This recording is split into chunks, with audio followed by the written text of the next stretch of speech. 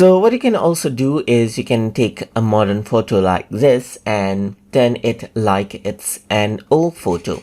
So if you want to do that, then you can go around onto the filters menu right here, and then you can go around over here onto decor right here, and you can see that old photo is an option.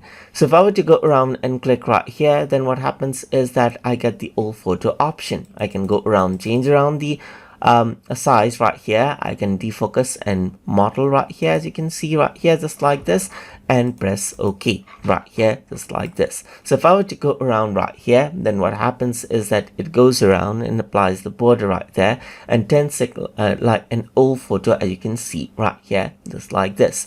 Let me just go around over here and then apply decor again, and in this case I'm going to go around and then change around right here. So let me just go around and disable the model right here, just like this, and maybe turn around the sepia and this model right here and press OK right here. Then you can see that you get a slightly different result right here. So as I do that, you can see that I still get the color with some borders right here, just like this. So I can go around over here again and onto decor, and then go for old photo right here. Let me just go around onto sepia right here, and then of course the focus, change around the border size a bit right here and press OK right here, and then it goes around and gives a bit of different result right here, just like this, as you can see. So that is how you can go around and work around with the old photo effect inside of GIMP and make your photos look old.